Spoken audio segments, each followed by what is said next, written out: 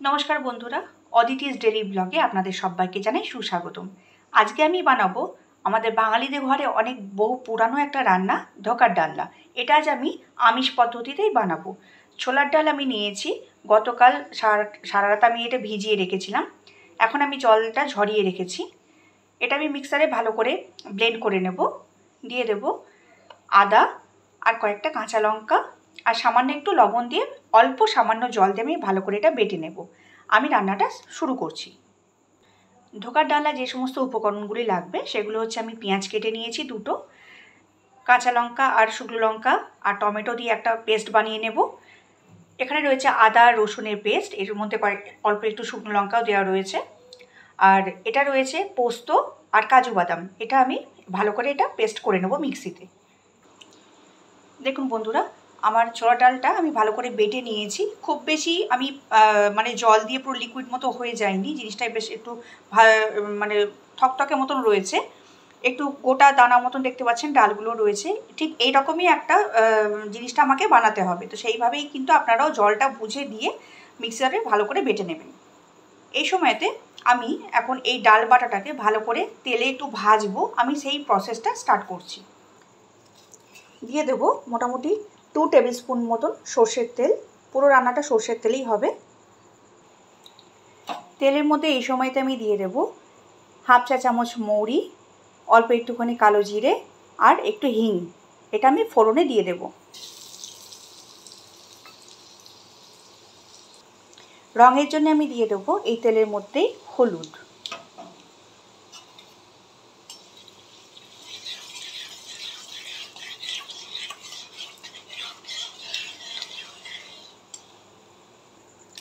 তেলটা রেডি হয়ে গিয়েছে।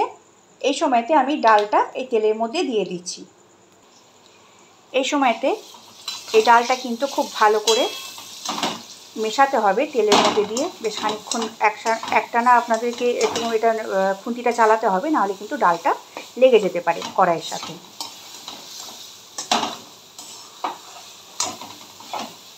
ডালটা কিন্তু ভাজা হয়ে গেলে আপনাদেরকে কড়াই থেকে ছেড়ে আসবে।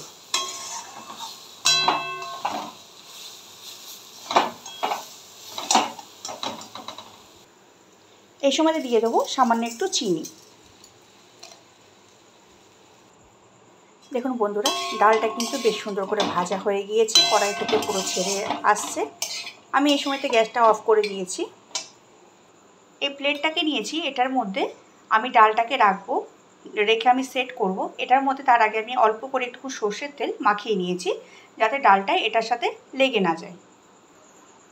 এই দেখুন বন্ধুরা, আমি এই ডালটাকে প্লেটের মধ্যে দিয়েছি, দিয়ে এটার মধ্যেই ভালো করে সেট করে দেবো। এই খুন্তিটা দিয়ে আস্তে আস্তে চেপে চেপে আমি এটা সবার আগে সেট করে দেবো ঠিক করে।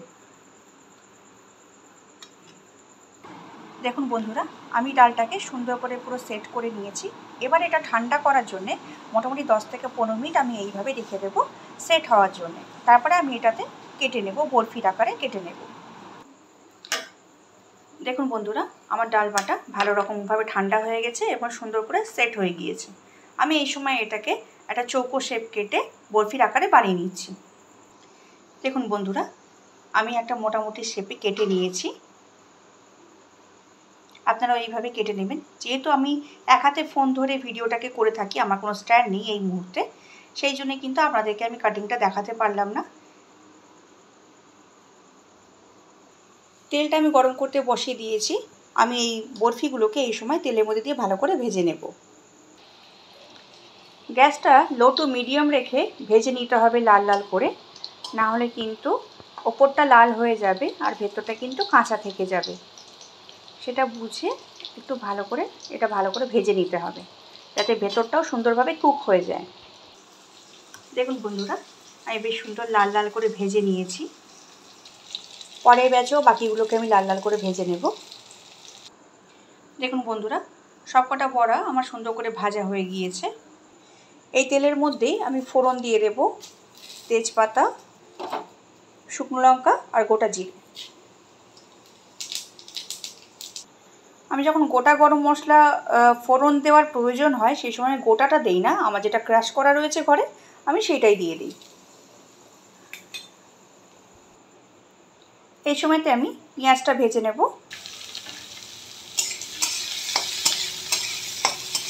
গ্রেভিটা বানিয়ে নেব আমি এই সময়তে, এই জন্য আমি পেঁয়াজটা ভেজে নিচ্ছি। পেঁয়াজটা ভাজা হয়ে গিয়েছে, আমি আদা রসুনের এটা পেস্টটা দিয়ে দিচ্ছি।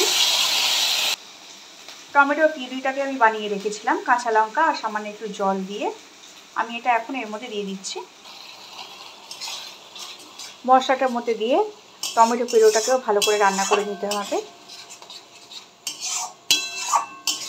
আমি এটার মধ্যে যখন আমি টমেটো পিউরিটা করছিলাম সেই সময় ওর মধ্যে আমি একটু কাশ্মীরি লঙ্কা গুঁড়ো দিয়ে দিয়েছিলাম। এর মধ্যে দিয়ে দেবো পরিমাণ মতো লবণ, হলুদ দিয়ে দেব, আর দিয়ে দেবো স্বাদ মতন চিনি, টেস্টটা ব্যালেন্স করার জন্য।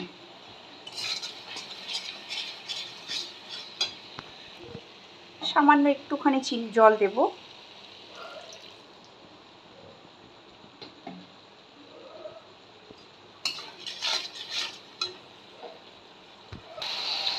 কষানোটা খুব সুন্দরভাবেই হয়েছে, দেখুন বন্ধুরা পাশ থেকে তেল ছেড়ে দিয়েছে।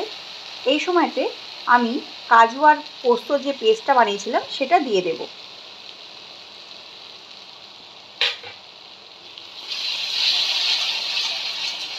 গ্যাসটা কমিয়ে রেখে আমি আরও এটা 2 থেকে 3 মিনিট আমি কষিয়ে নেব ভালো করে।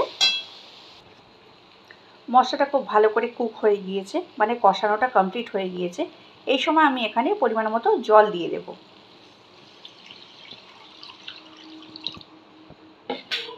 এই সময় কিন্তু আমি বড়াগুলোকে দেব না, ডালের বড়াগুলোকে আগে ভালো করে ঝোলটা ফুটিয়ে নিই, তারপরে আমি দেব।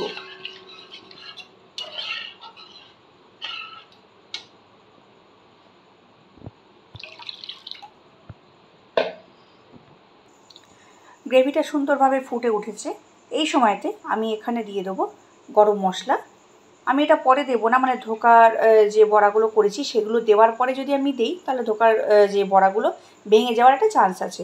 এই সময়তে আমি এতে ঘিও দিয়ে দেব। আমি এটার মধ্যে ঘি দিয়ে দিলাম।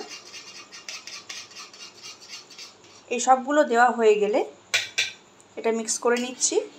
এই সময়তে আমি ডালের বড়াগুলোকে এর মধ্যে দিয়ে দেব।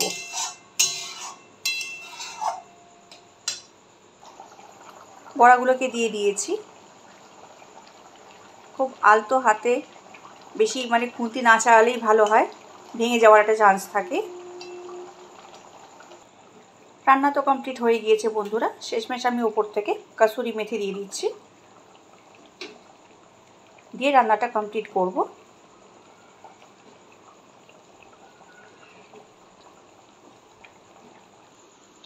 আমার ধোকার ডালনা কমপ্লিট বন্ধুরা।